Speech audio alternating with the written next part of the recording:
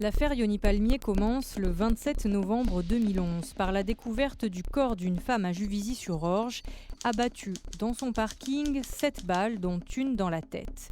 Son ancien compagnon avoue, mais Michel Courtois dira plus tard avoir craqué sous la pression des enquêteurs. Ces derniers comprennent avoir placé un innocent en détention quand d'autres meurtres sont perpétrés avec la même arme, un semi-automatique. Les enquêteurs de la PJ de Versailles font face aujourd'hui à une véritable énigme criminelle. Un homme a été arrêté en décembre après avoir avoué un meurtre.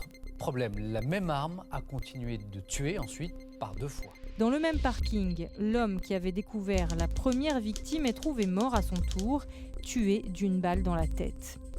Puis, changement de lieu, un retraité est tué d'une balle dans la nuque à Ris-Orangis dans le hall de son immeuble. Enfin, une femme est tuée de 3 balles dans la tête dans son hall, à Grigny. Lors de ce 4e meurtre, la journaliste Virginie Pironon de France Bleu Paris est envoyée sur place. Je suis arrivée dans un contexte absolument abominable. Il y avait encore du sang dans la cage d'escalier. C'était une soirée très difficile en plein cœur de la cité de la Grande Borne.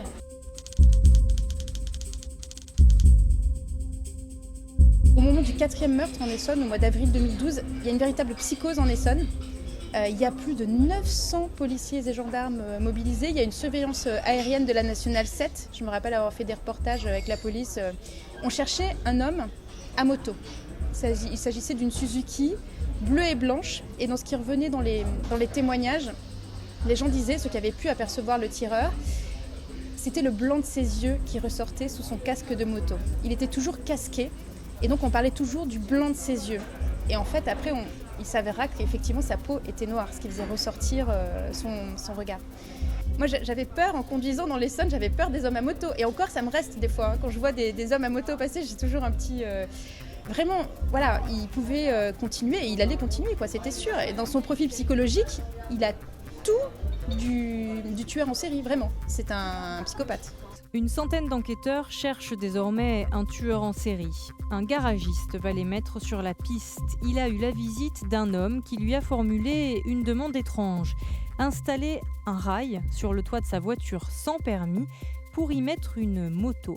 Il lui avait aussi demandé au passage où se procurer un flingue. Cet homme s'appelle Yoni Palmier et dans un box qu'il loue, les enquêteurs trouvent l'arme utilisée pour les 4 meurtres, avec dessus l'ADN du suspect et l'ADN d'une des victimes.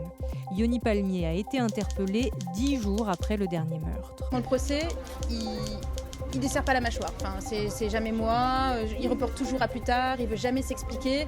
Et les avocats tentent tout. Ils tentent de l'amadouer, ils tentent de le prendre par les sentiments, ils tentent de le rudoyer, mais vraiment, ils tentent de le faire sortir de ses gonds, il n'y a rien qui marche.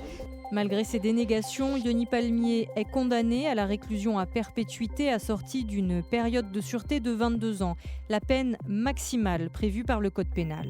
Son procès en appel, 2 ans plus tard, s'ouvre sur un coup de théâtre.